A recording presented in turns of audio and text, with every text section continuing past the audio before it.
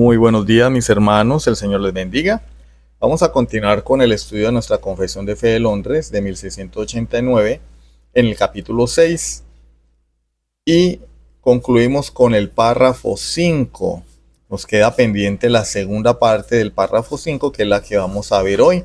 Y así estaremos terminando este capítulo número 6, que nos habla de la caída del hombre, del pecado y su castigo.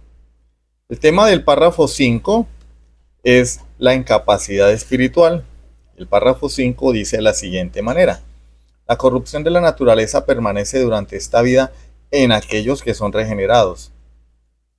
Recordemos que en la ocasión anterior hablábamos que en la justificación lo que nos es quitado es la culpa, pero la corrupción permanece en nosotros. Y la confesión nos dice, y lo vamos a ver a través de la escritura, permanece durante esta vida.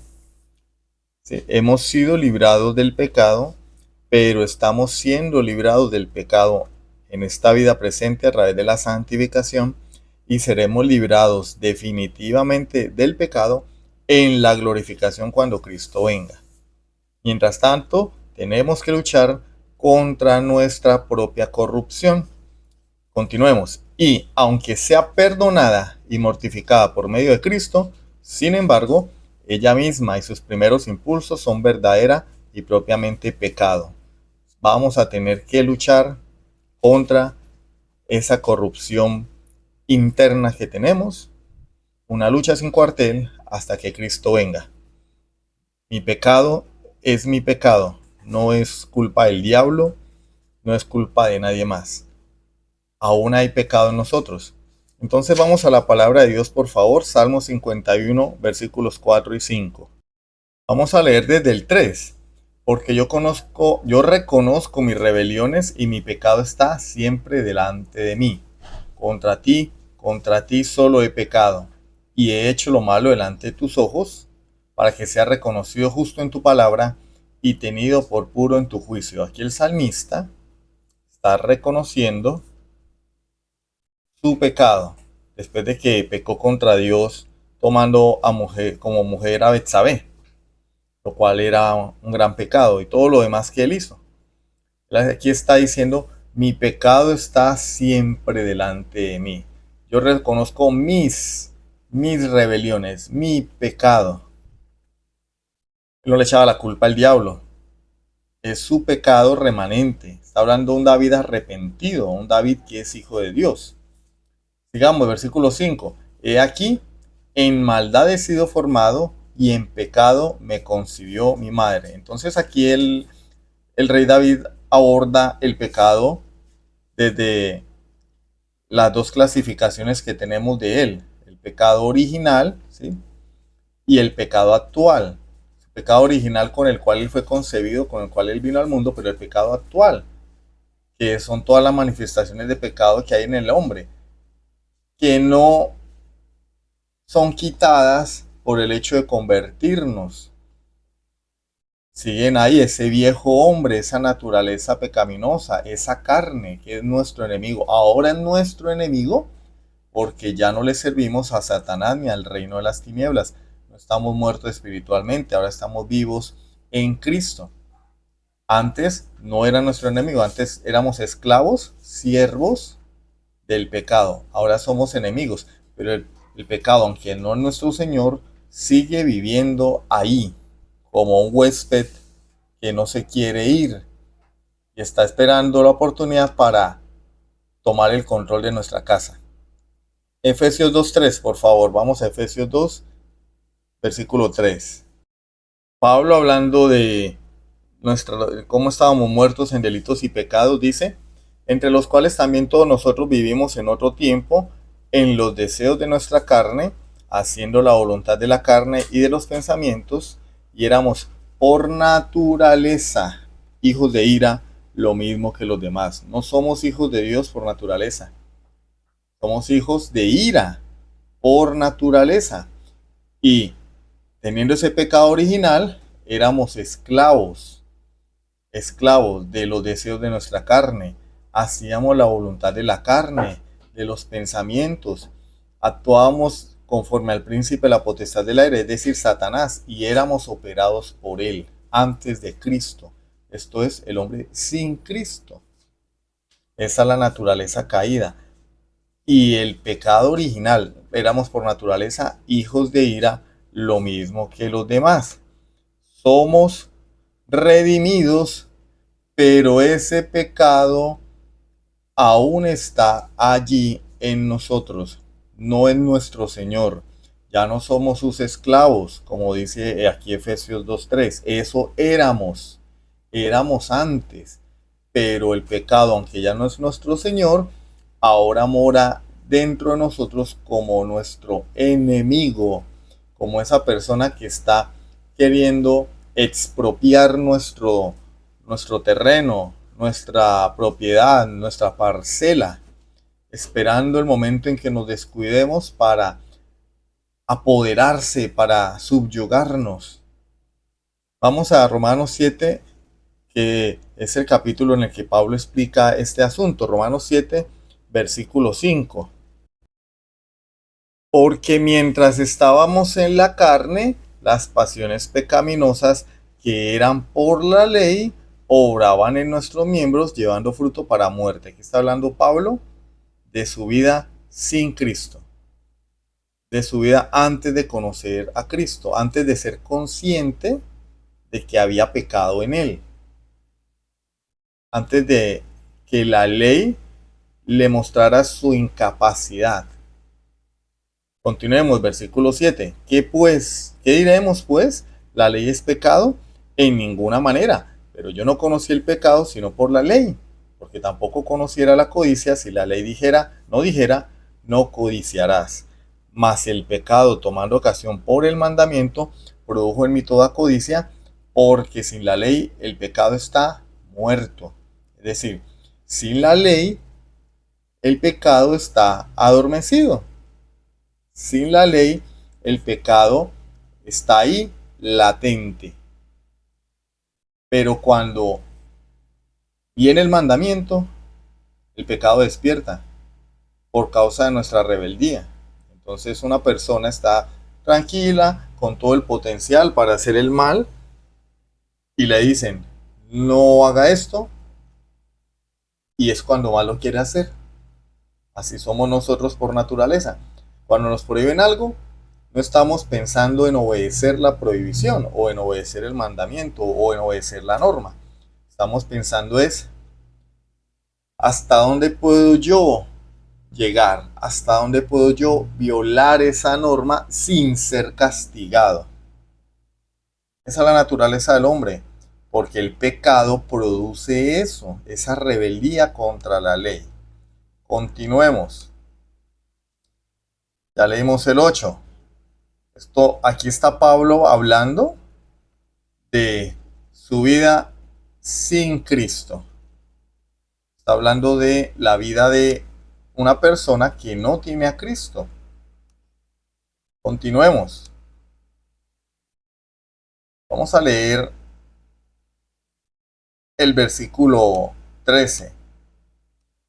Luego lo que es bueno vino a ser muerte para mí, en ninguna manera, sino que el pecado, para mostrarse pecado, produjo en mí la muerte por medio de lo que es bueno, a fin de que por el mandamiento el pecado llegase a ser sobremanera pecaminoso. O sea, yo tengo el potencial para pecar, pero cuando me prohíben algo y el pecado me lleva a querer violar ese mandamiento, está mostrando mucho más peligroso el pecado. Porque sabemos que la ley es espiritual, mas yo soy carnal, vendido al pecado. Aquí cuando Pablo habla, mas yo soy carnal, vendido al pecado, ya está hablando de su experiencia como creyente. Porque sabemos que la ley es espiritual, mas yo soy carnal, vendido al pecado. Ojo que no está diciendo que él está en la carne, como dice Romanos 8. Él está diciendo, yo soy carnal, vendido al pecado. No está diciendo aquí que él es esclavo del pecado, sino que él ha sido vendido como un hijo legal que es vendido como esclavo. Legalmente hijos de Dios, pero por causa de ese remanente de pecado, es como si hubiéramos sido vendidos al pecado. Mire lo que dice el versículo 15 que nos lo aclara. Porque lo que hago no lo entiendo, pues no hago lo que quiero, sino lo que aborrezco, eso hago. Yo quiero hacer el bien, yo quiero obedecer a Dios. Estas no son las palabras de un incrédulo, estas son palabras de un creyente. Yo quiero obedecer a Dios. Yo no quiero violar la ley, pero no hago lo que quiero, hago lo que aborrezco. Yo aborrezco pecar. Cuando peco me siento como si hubiera vuelto a ser esclavo del pecado. ¿Sí? Siento que estoy cediéndole espacio a la naturaleza pecaminosa, a la carnalidad. Pablo está admitiendo aquí que aunque la ley de Dios es perfecta y es buena, él no puede decir eso de sí mismo.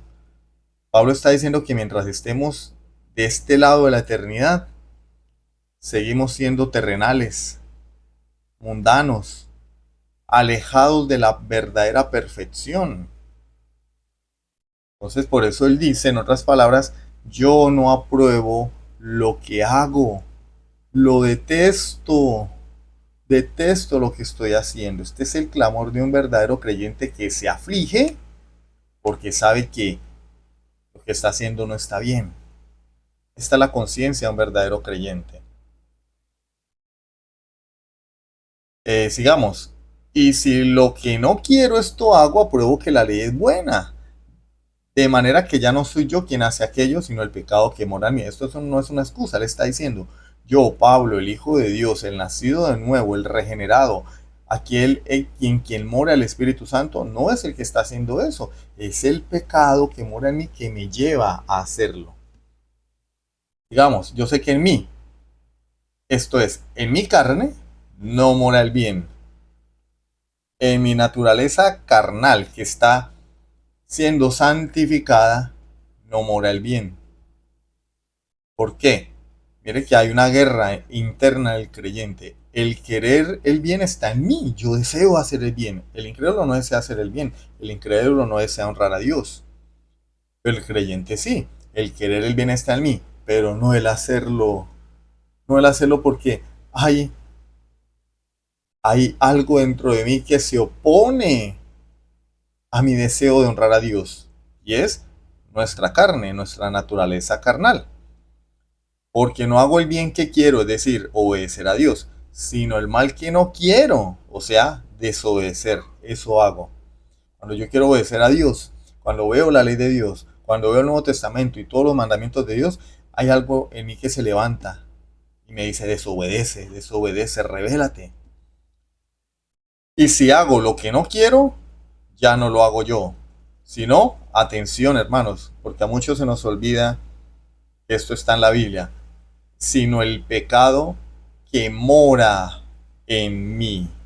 ¿Dónde mora el pecado? En mi interior. Un enemigo que vive ahí, hermanos. Como alguien dijo, mi peor enemigo soy yo mismo. Eso es lo que enseña la escritura, hermanos, de manera muy clara. Sigamos, vamos avanzando rápido. Dice Pablo, así que queriendo yo hacer el bien, hallo esta ley, que el mal está en mí, porque según el hombre interior, el nacido de nuevo, me deleito en la ley de Dios. Pero veo otra ley en mis miembros, que se revela contra la ley de mi mente, es decir, contra su amor a Dios, y que me lleva cautivo a la ley del pecado que está en mis miembros. Eso es lo que sucede cuando uno peca. Uno no pierde la salvación, uno no deja de ser creyente, porque el hombre interior ama a Dios, se deleita en la ley de Dios, pero hay una ley interna que se revela contra ese hombre interior y quiere llevarlo cautivo. Y en ese momento cuando pecamos nos somete y terminamos pecando. Miserable de mí, ¿quién me librará de este cuerpo de muerte? Aquí no es un insulto a nuestro cuerpo, porque nuestro cuerpo le pertenece a Dios. Él está hablando de... Esta es una simbología para hablar del pecado que mora en nuestra naturaleza humana. Gracias doy a Dios por Jesucristo nuestro Señor. Así que yo mismo con la mente sirvo a la ley de Dios, más con la carne a la ley del pecado, hermanos. Esta es lucha del creyente. Pues Pablo aquí está reconociendo que nuestro pecado remanente es nuestro y nuestros impulsos pecaminosos son nuestros. Y aunque hemos sido librados de la culpa y de la esclavitud, el pecado está allí y tenemos que luchar contra él. Continuemos, Romanos 8:3. Porque lo que era imposible para la ley por cuanto era débil por la carne, Dios, enviando a su Hijo en semejanza de carne de pecado, y a causa del pecado, condenó al pecado en la carne, para que la justicia de la ley se cumpliese en nosotros, que no andamos conforme a la carne, sino conforme al Espíritu. Aquí en el capítulo 8 Pablo está hablando de cómo es el andar del creyente, cómo es la vida del cristiano. Aquí no dice de ninguna manera que el creyente no peca, está diciendo que el creyente se ocupa del Espíritu. Y el que se ocupa de la carne va hacia la muerte. Versículo 7 nos dice, por cuanto los designios de la carne son enemistad contra Dios, porque no se sujetan a la ley de Dios, ni tampoco pueden, el incrédulo. Y los que viven según la carne no pueden agradar a Dios. Una cosa es caer en la carnalidad y otra cosa es vivir según la carne. Mas vosotros no vivís según la carne, sino según el Espíritu. Si es que el Espíritu de Dios mora en vosotros. Y si alguno no tiene el Espíritu de Cristo, no es de él. El creyente peca, pero no practica el pecado. El creyente puede caer en carnalidad, pero no vive según la carne. Son dos conceptos diferentes. Vamos al 13. Porque si vivís conforme a la carne, moriréis. Mas si por el Espíritu hacéis morir las obras de la carne, viviréis. ¿Sí ven? Allí están las obras de la carne. Ahí está el pecado esperando, acechando. Pero por el Espíritu podemos hacer morir esas obras de la carne, como nos dice la carta a los Efesios. Despojarnos del viejo hombre y revestirnos del nuevo. Dejar atrás las cosas de nuestra antigua vida. Todo eso es posible, pero siempre van a estar ahí, esperando que bajemos la guardia para someternos. Gálatas 5, 17 al 24, rápidamente. Gálatas 5, 17 al 24. Porque el deseo de la carne es contra el espíritu y el del espíritu es contra la carne, y estos se oponen entre sí para que no hagáis lo que queréis. ¿Sí? El deseo del espíritu es honrar a Dios, obedecer, servir a Cristo, amar a los hermanos, pero ahí está la carne, y el deseo de la carne se opone al deseo del espíritu. Luchan entre sí, y la carne se levanta para que nosotros no hagamos lo que queremos en última instancia, que es honrar a Dios. Pero si sois guiados por el Espíritu, no estáis bajo la ley. Y manifiestas son las obras de la carne, que son adulterio, fornicación, inmundicia, lascivia, idolatría, hechicerías, enemistades, pleitos, celos, iras, contiendas, disensiones, herejías, envidias, homicidios, borracheras, orgías y cosas semejantes a estas. No hay disculpa, ¿no? Hay personas que luego dicen, es que eso no está en la lista. Bueno, por si acaso, cosas semejantes a estas, acerca de las cuales os amonesto, como ya os lo he dicho antes, que los que practican, atención, practican, no los que hacen eventualmente o los que caen en ello, sino los que practican, los que son profesionales en estas cosas, no heredarán el reino de Dios. ¿Quiénes son? Los incrédulos.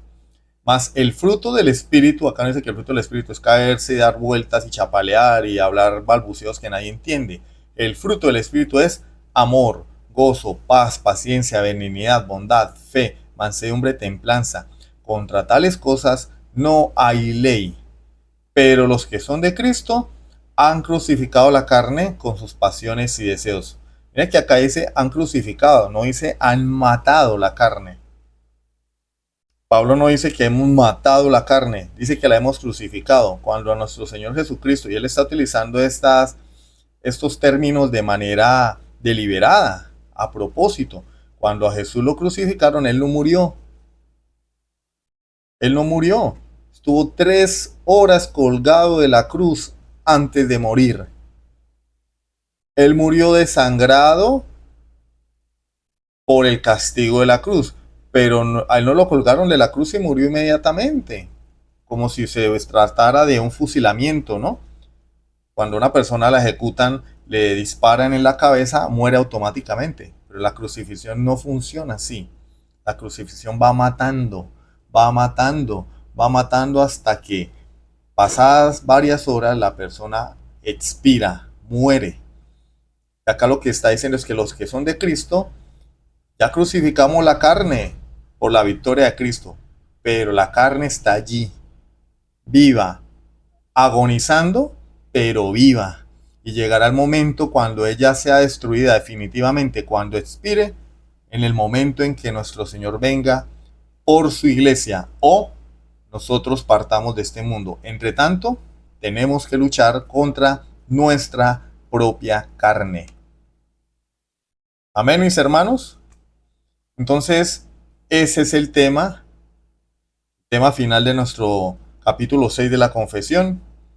Como aún siendo creyentes, seguimos dependiendo de Dios, sigue siendo por gracia la santificación. Tenemos una responsabilidad, la santificación es sinergista, es decir, Dios hace su parte y nosotros somos responsables de hacer nuestra parte. Muy diferente a la justificación, que es monergista. Monergista es que solo Dios lo hace todo. Pero la santificación, nosotros tenemos una cuota de responsabilidad. Por eso la carta a los Filipenses dice, ocupaos en vuestra salvación. Es decir, ocupaos en vuestra santificación con temor y temblor. Porque Dios es el que produce en vosotros el querer como el hacer por su buena voluntad. Dios produce en nosotros el deseo de obedecer. Pero nosotros somos los que tenemos que ocuparnos. Pero sin Él no hay santificación, hermanos. Amén. Entonces, finalizamos este capítulo, mis hermanos. Dios me los bendiga grandemente y espero que hayamos podido aprender que seguimos dependiendo de Dios y esto debe ser en nosotros una cura para el orgullo y la soberbia. Bendiciones, mis hermanos.